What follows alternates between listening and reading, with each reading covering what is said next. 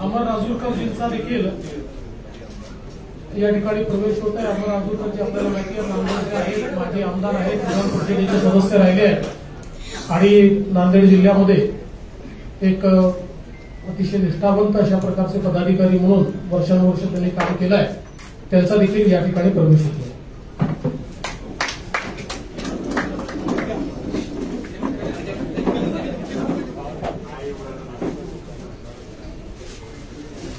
भारत माता की जय. भारतीय जनता पक्षाचा जय असो.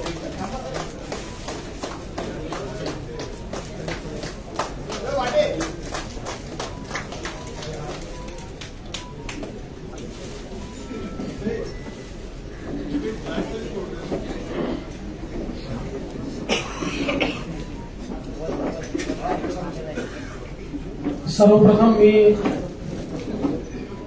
भारतीय जनता पक्षामध्ये माननीय अशोकराव चव्हाण साहेब, अमर राजूरकरजी यांचं मनपूर्वक स्वागत करतो आणि निश्चितच त्यांच्यासारख्या ज्येष्ठ नेत्याच्या प्रवेशामुळे महाराष्ट्रामध्ये भारतीय जनता पक्षाची आणि महायुतीची शक्ती ही भक्कम झाली आहे, ती वाढली आहे. याबद्दल आमच्या कोणाच्याही मनात शंका नाही. आज आपण पाहतोय की देशभरामध्ये माननीय प्रधानमंत्री मोदीजी यांनी ज्या प्रकारे भारताला विकसित करण्याचं स्वप्न पूर्णत्वाकडे नेण्याचं काम सुरू केलं आणि जो बदल, जे परिवर्तन भारतामध्ये दिसायला लागलं, त्यामुळे देशभरातल्या अनेक चांगल्या नेत्यांना आपणही देशाच्या मुख्य प्रवाहामध्ये काम करावं, मोदीजींसारख्या एका मजबूत नेतृत्वासोबत काम करावं, मोदीजींचा जो देशाला पुढे नेण्याचा हा प्रयत्न आहे, या प्रयत्नामध्ये आपणही वाटा उचलावा, अशा प्रकारचा विचार अनेक नेत्यांमध्ये त्या ठिकाणी आला आणि त्यातलं एक प्रमुख नेतृत्व म्हणून माननीय अशोकराव चव्हाणांकडे आपण बघू शकतो. अशोकरावांनी भारतीय जनता पक्षामध्ये बिनशर्त प्रवेश केला. त्यांनी केवळ एवढंच सांगितलं की विकासाच्या मुख्य धारेमध्ये योगदान देण्याची संधी मला द्या, बाकी मला पदाची कुठली अपेक्षा नाही, लालसा नाही. आणि आम्हाला अतिशय आनंद आहे. आज खरं म्हणजे त्यांचा प्रवेश झालाय, अमर राजूरकरजींचा प्रवेश झालाय, पण लवकरच हजारो कार्यकर्ते आणि नेते यांच्या प्रवेशाचा कार्यक्रम देखील आम्ही निश्चितपणे आयोजित करू. महाराष्ट्रामध्ये येत्या लोकसभेच्या निवडणुकीमध्ये त्यांच्या प्रवेशामुळे महाराष्ट्रात आणि विशेषतः मराठवाड्यात आमच्या महायुतीला एक विशेष बळ मिळेल आणि आम्हाला निश्चित त्याचा फायदा होईल, हा मला विश्वास आहे. मी पुन्हा एकदा आमच्या सगळ्यांच्या वतीने त्यांचं मनपूर्वक स्वागत करतो आणि माननीय अशोकरावांना बोलण्याची विनंती करण्याच्या आधी समोरून इशारे येत आहेत की हिंदीत देखील बोला, आणि अशोकरावांचा प्रदेश हा राष्ट्रीय बातमी असल्यामुळे मी हिंदीत देखील बोलतो। आज हम सभी के लिए बहुत हर्ष की बात है कि महाराष्ट्र के एक बड़े ही कद्दावर नेता, जो कई बार महाराष्ट्र की विधानसभा में, देश की लोकसभा में चुनकर आए, अलग अलग विभागों के मंत्री के रूप में काम किया, महाराष्ट्र में 2 बार मुख्यमंत्री के रूप में काम किया, ऐसे अशोकराव जी चव्हाण सर, इन्होंने भारतीय जनता पार्टी में प्रवेश किया है। और अभी अभी हमारे प्रदेश अध्यक्ष बावनकुळे जी ने उनको पार्टी का प्राइमरी मेंबर, उनको पार्टी की प्राइमरी मेंबरशिप देकर और उनका ससम्मान भारतीय जनता पार्टी में प्रवेश दिया है। हमारे लिए बहुत हर्ष की बात है, क्योंकि आज हम सभी लोग देखते हैं कि पूरे देश में मोदी जी ने जिस प्रकार का विकास का कार्य किया है और जिस प्रकार से भारत का चेहरा और चित्र बदला है, इससे प्रभावित होकर कई पार्टियों के बड़े बड़े नेता जो है, इनको भी ये लगता है कि देश की इस विकास की राह में हम भी मोदी जी के साथ अपना योगदान दें। और इसी के चलते कई कद्दावर नेता भारतीय जनता पार्टी में आ रहे हैं, और महाराष्ट्र में हमारे लिए बहुत सौभाग्य की बात है कि अशोकराव चव्हाण जी जैसे एक कद्दावर नेता ने भारतीय जनता पार्टी में प्रवेश किया है। और जब हमारी उनसे चर्चा हुई, उस समय उन्होंने बहुत स्पष्ट रूप से कहा कि मैं बड़े से बड़े पद पर रहा हूं, इसलिए मेरे लिए पद कोई मायने नहीं रखता, मैं देश की मुख्य धारा में मोदी जी के साथ योगदान देना चाहता हूं, और इसलिए भारतीय जनता पार्टी में मैं प्रवेश कर रहा हूं। तो हम सभी की ओर से हम इनका स्वागत करते हैं। उन्होंने कांग्रेस पार्टी का भी इस्तीफा दिया है, और वे विधायक पद पर चुनकर आए थे, उस पद का भी उन्होंने इस्तीफा दिया है, और उसके बाद फॉर्मली भारतीय जनता पार्टी को उन्होंने ज्वाइन किया है। आज उनके साथ पूर्व विधायक अमर राजूरकर जी ज्वाइन हुए हैं, और भविष्य में बहुत बड़े पैमाने पर उनके साथ देने वाले, उनके प्रभाव से राजनीति करने वाले ऐसे कई कद्दावर नेता और कार्यकर्ता भी भारतीय जनता पार्टी में प्रवेश करेंगे। मैं ऐसा मानता हूं कि उनके प्रवेश के कारण महाराष्ट्र में और विशेष रूप से मराठवाड़ा में भारतीय जनता पार्टी और हमारी जो महायुति है, इसको निश्चित रूप से फायदा होगा। मैं उनका फिर एक बार बहुत बहुत स्वागत करता हूं, अभिनंदन करता हूं, और उनसे निवेदन करता हूं कि वे आप सभी को संबोधित करें।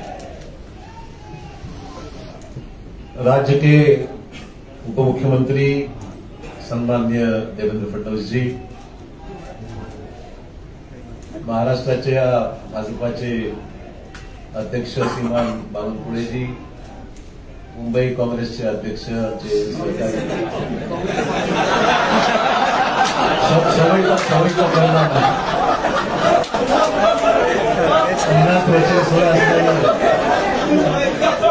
मुंबई भाजपाचे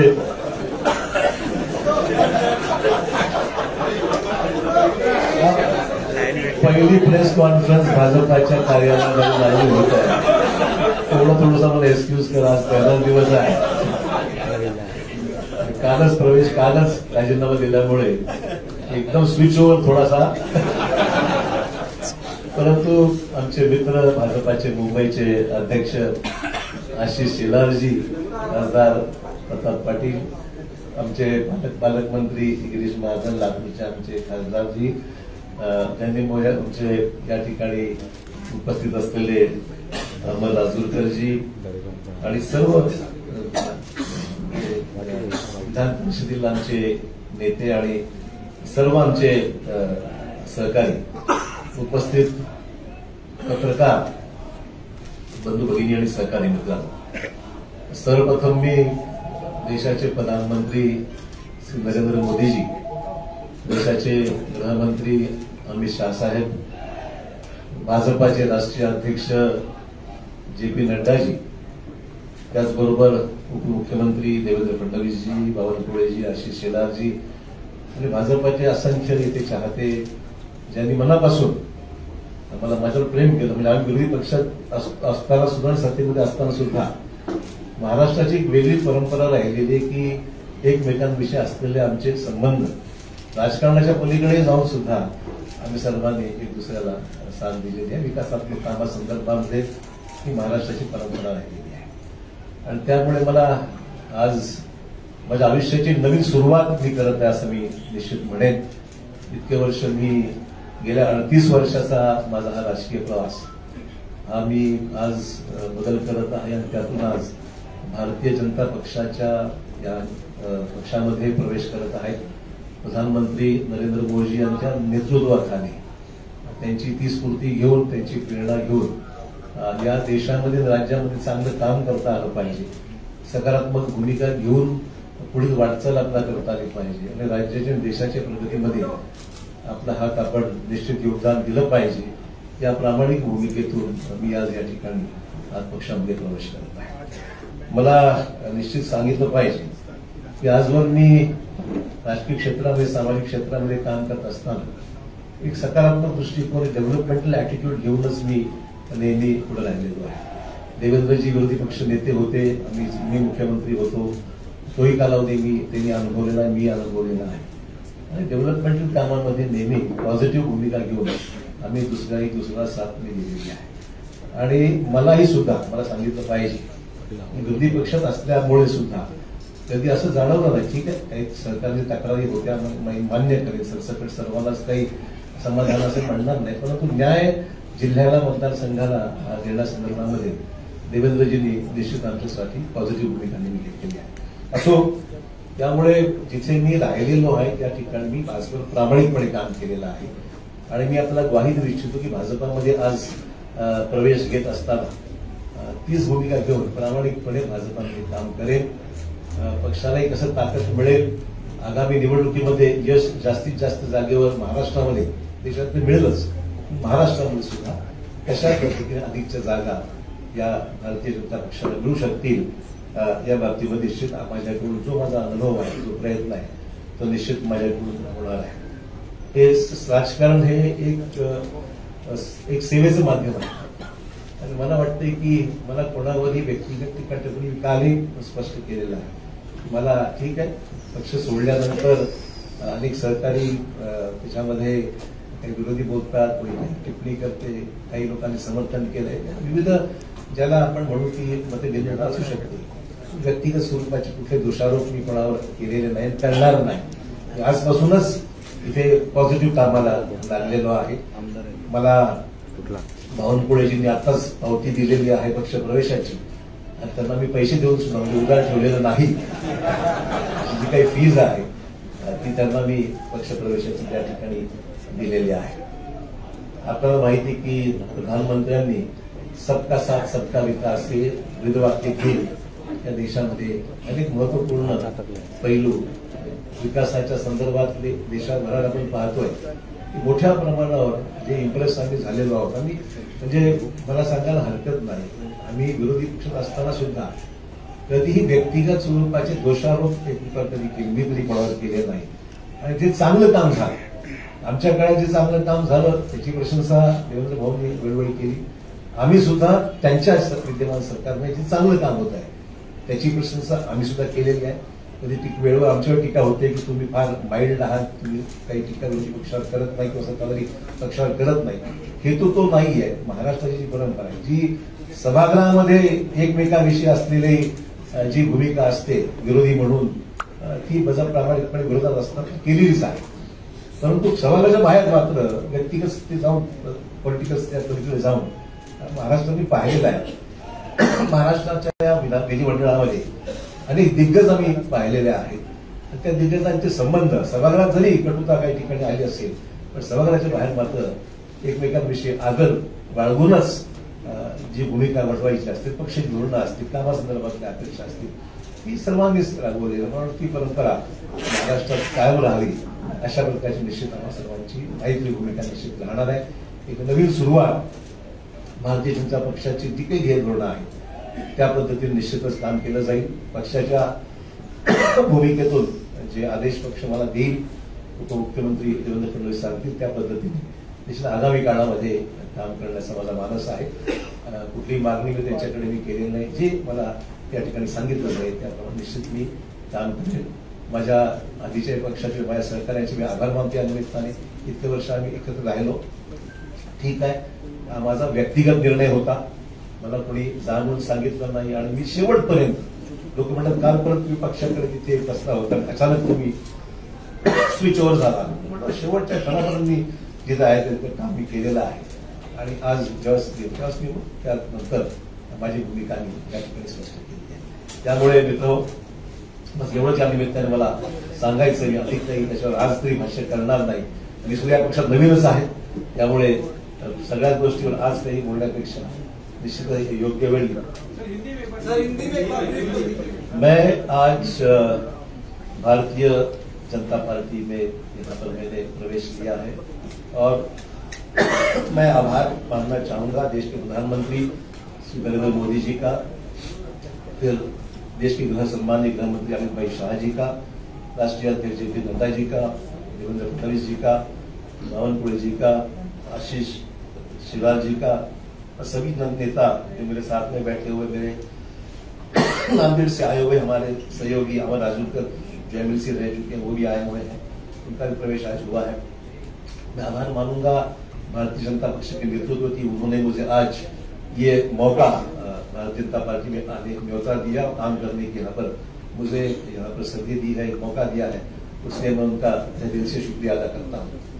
सार्वजनिक जीवन में काम करते हुए एक पॉजिटिव एटीट्यूड लेके, डेवलपमेंटल एटीट्यूड लेके आने वाले समय में काम करने की भूमिका मेरी है, पहले भी रह चुकी है और आज भी मैं जो आया हूँ इस नए क्षेत्र में नई शुरुआत जब कर रहा हूँ तो मैं इसी डेवलपमेंट प्रधानमंत्री जी को जो सबका साथ सबका विकास ये भूमिका लेकर प्रधानमंत्री जो पूरे देश भर में जिन्होंने नेशनल इंटरनेशनल लेवल पे एक अलग अपनी छवि बनाकर अच्छा काम करके दिखाया है, निश्चित तौर पर इम्प्रेस हूँ, निश्चित रूप से इम्प्रेस हूँ मैं. कोई अलग भूमिका नहीं है. जो अच्छा होता है तो अच्छा ही बोलना चाहिए, जो खराब है तो कभी शिकायत भी हमने की है, मैं ना नहीं बोलूंगा. आज जब हम देख रहे हैं कि देश के सामने कई चुनौतियां हैं तो चुनौतियों के साथ साथ डेवलपमेंट भी जिस रफ्तार से इस देश में हो रहा है तो हम सबके लिए बहुत ही प्रशंसनीय है और आने वाले समय में हम सब साथी मिलकर देश में एक पक्की मजबूत भाजपा की सरकार लाने का हमारा प्रयास निश्चित तौर पर रहेगा. बस इससे ज्यादा मैं आपका वक्त नहीं दूंगा. मैं आप सबका आभारी हूँ. नई शुरुआत है, कुछ गलतियां छोटी मोटी होती है तो शुरू में संभाल लीजिए. विकासावर पाऊल ठेवत तुम्ही भाजपा जॉईन आहात. अनेक वर्ष काँग्रेसमध्ये काम केलेले आहेत. अनेक आमदार ते देखील मोदींच्या विकासावर या ठिकाणी इम्प्रेस झाले असतील, तुमचे सहकारी असतील, ते सुद्धा भाजपा जॉईन करणार आहेत का? मला मुद्दाम सांगितलं पाहिजे. मी कोणालाही, हा माझा व्यक्तिगत डिसिजन होता, मी कोणालाही आमंत्रित किंवा निमंत्रित केलं नाही. बाकीचा विषय देवेंद्रजी आणि ते पाहतील काय करायचं. मी काही त्याच्यामध्ये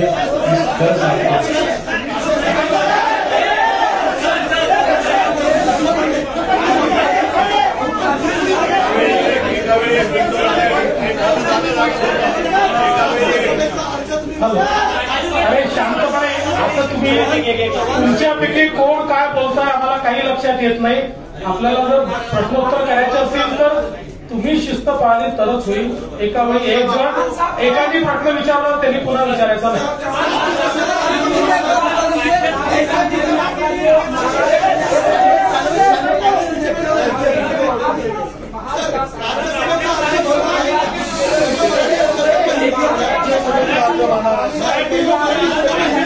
असं आहे की राज्यसभेचे अर्ज कोण भरतील कोण भरणार नाही याचा निर्णय केंद्रीय भारतीय जनता पार्टी करते. केंद्रीय भारतीय जनता पार्टी राज्यसभेच्या आमच्या उमेदवारांची घोषणा करेल. ती केल्यावर तुम्हाला समजेल.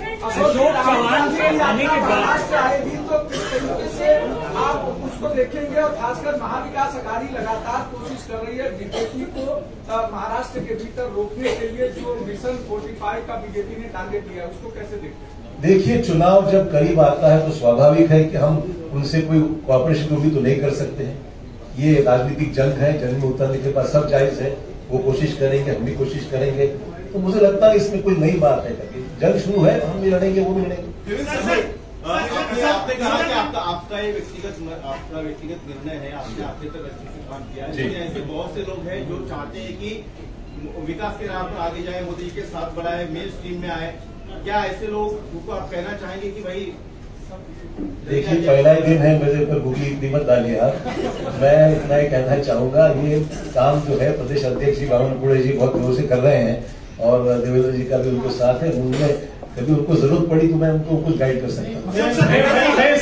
मैं इसका जवाब इतना ही देता हूँ कि अशोक राव का की मदद कहाँ लेनी है हमको पक्का पता है। हम उचित जगह उनकी मदद लेंगे, आप चिंता मत करिए।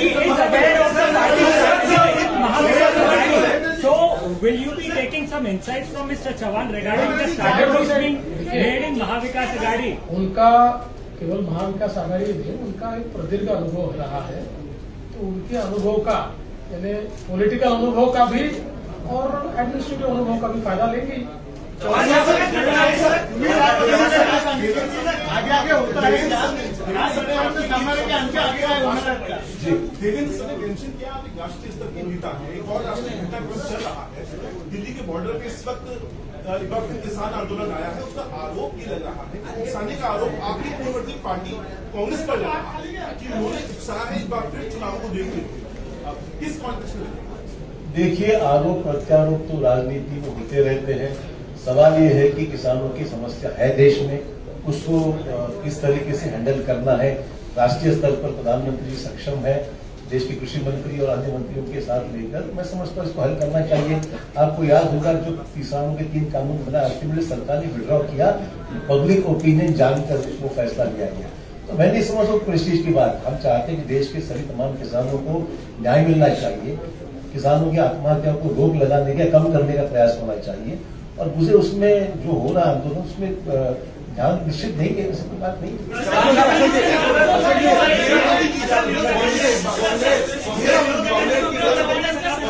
कांग्रेस किसानों को गुमराह कर रही है।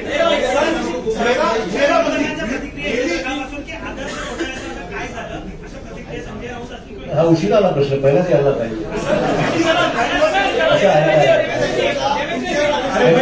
जवाब तो सुनो यार, आप एक आदमी प्रश्न पूछते हैं और जवाब भी सुनते नहीं हो। असं आहे, हा प्रश्न हायकोर्टामध्ये आमच्या बाजूने निकाल लागलेला आहे, अपीलमध्ये काही एजन्सीज गेलेल्या आहेत। ठीक आहे, लिगल प्रोसेस जी आहे ती फॉलो होईल, पण हा एक राजनीतिक ऍक्सिडेंट म्हणावं लागेल, मला एवढं सांगायचं आहे। आणि I face enough of that. मला वाटतं की फार काही चिंतेचा विषय वाटत नाही।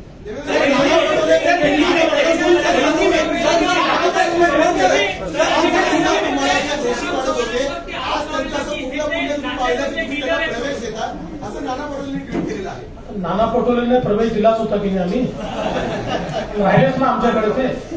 आता त्यांची सवय आहे, ते एका ठिकाणी टिकूच शकत नाही, कुठल्या एका पदावर टिकू शकत नाही। आता त्यांना अध्यक्ष बनवलं होतं, ते तिथले रिक्त सोडून गेले। त्यामुळे फार गांभीर्याने ते घेऊ नका। ते जे सांगतात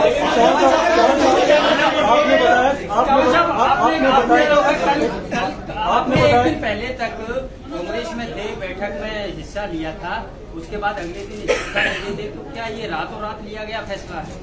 नहीं, जरूरी नहीं ऐसा है कि सोच विचार तो चल ही रहा था और मैं देख रहा था अच्छा मुहूर्त है आज का, कुछ निकल गया उसमें। ऐसा कोई जरूरी नहीं कि कोई चीज को कोई रीजन देना चाहिए। चौहान साहब, आपने कहा कि 38 साल आप कांग्रेस में रहे जी, और फिर आपने बीजेपी में प्रवेश करने का फैसला लिया जी। तो जो अचानक से इतना सा बड़ा टर्न लेना, जी। इस तरह से कितना कठिन है या आसान है? और दूसरा चीज, कांग्रेस वाले कह रहे हैं कि पार्टी ने इतना सब कुछ दिया, सब कुछ बनाया, उसके बावजूद आप पार्टी छोड़ के जा रहे हैं, तो ये विश्वासघात है पार्टी से। देखिए, मैं ये 2 चीजों के लिए अलग जवाब देना चाहूंगा। सबसे पहले तो ये फैसला आसान नहीं था, बिल्कुल कहूंगा। It was a total switch over, change over, और ये करने के लिए काफी विचार विमर्श करना पड़ा। ये मैं जरूर कहूंगा, it was not easy decision for me. I took it in the interest of the state of Maharashtra, in the interest of my own district, in interest of the nation में बोला कि कुछ चीजें अच्छी हो रही तो उसमें अपना योगदान होना चाहिए। पॉलिटिकल भले जो भी चीजें हैं, but let us get involve into the nation building process. इसमें समय लगा है, it was not a one day snap decision, ये मैं कहना चाहूंगा। जहां तक दूसरा इशू है सर, पार्टी ने मुझे बहुत कुछ दिया, मैं नहीं मना नहीं कर रहा, पर ये भी सच है मैंने भी पार्टी के लिए बहुत योगदान दिया, जिसके लिए महाराष्ट्र में कांग्रेस पार्टी को निश्चित ताकत मिली, ये भी कोई डिनाई नहीं कर सकता। It was not, I am not, मतलब ये मैं पर्सनली ऑर्गेनाइज हूँ पार्टी के लिए, मेरी पार्टी की लीडरशिप में ऑर्गेनाइज हूँ, बट अचानक अगर तुम मेरे को बौछार कोई चीज करते हो, वो उचित नहीं है। ठीक, मैंने फैसला किया इंडिविजुअली, मैंने पार्टी को डैमेज करने की कुछ नहीं, because my own personal decision, पर मैंने भी पार्टी में मेरा योगदान क्या है, मेरी नेशनल पार्टी जानती है। You were not listened to. You were not listened by your center leadership. That is what being said. And the state leadership. You were also unhappy with the state leadership. Let's not talk about what has happened. We are switching on to a new system now. So I think it's better to discuss.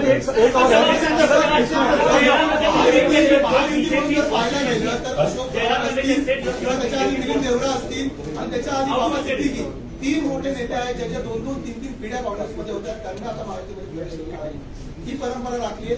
दुसरी परंपरा होती विरोधी पक्ष नेते महायुतीमध्ये येण्याची, ती पण कायम राहील या काळात। विरोधी पक्ष नेत्यांना तुम्हाला विचारावं लागेल। आमचा काही एक मी स्पष्टपणे सांगतो, आम्ही कुठलंही टार्गेट घेऊन चालतो, पण या ठिकाणी आम्हाला असं वाटतं की हे नेते आपल्यासोबत येऊ शकतात आणि त्यांच्या येण्यामुळे पक्षालाही फायदा आहे, राज्यालाही फायदा आहे, अशा अनेक नेत्यांची आमची चर्चा चालू असते। त्यांना जर असं वाटलं की नाही मुख्य धारेमध्ये आपण गेलं पाहिजे, मोदीजींसोबत गेलं पाहिजे, तर आमचा म्युच्युअल त्याच्यात तो विचार फायनल होतो आणि त्याच्यानंतर प्रवेश होतो। तर हे खरंच आहे की अजून काही नेते आमच्यासोबत चर्चेमध्ये आहेत, आमदारांची यादी नाही असं काही यादी वगैरे हा विषय नाही, नाही असा काही 14 आमदार आणणार ते वगैरे हे आकड्यांमध्ये आम्हाला जायचं नाही। मी एवढंच सांगतो की जमिनीशी जुडलेले जे नेते आमच्यासोबत येतील त्यांचं आम्ही स्वागत करू।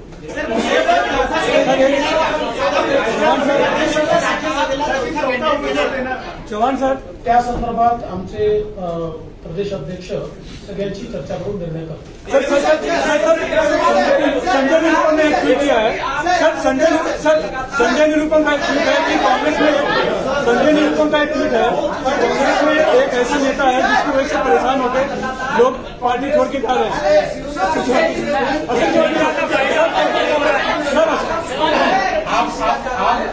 आपने जिनकी बात की मैं उसको अड़चन में नहीं लाना चाहता, पर उनका भी इंतजार है, उनसे हमारी कोई बातचीत नहीं है।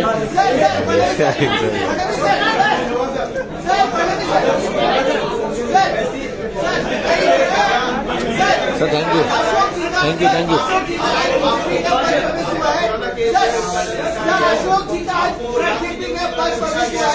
अशोक जी का क्या रोल होगा कि आपको महाराष्ट्र बीजेपी तय करेगी या केंद्र सरकार तय करेगी, क्योंकि अशोक चौहान जी अपने आप में बड़ा नाम, आपने कहा कि बड़ा नाम। देखिए, अशोक चौहान जी 2 बार महाराष्ट्र मुख्यमंत्री रह चुके हैं, इसलिए उनका रोल क्या होगा केंद्र सरकार, केंद्रीय बीजेपी के साथ चर्चा करके हम तय करेंगे, क्योंकि भारतीय जनता पार्टी में आना ये राज्य के लिए तो बहुत मजबूती की बात है ही, और उनका जो कद है वो नेशनल स्टेचर का कद है, इसलिए केंद्रीय बीजेपी से बात होकर ही इसका फैसला किया जाएगा।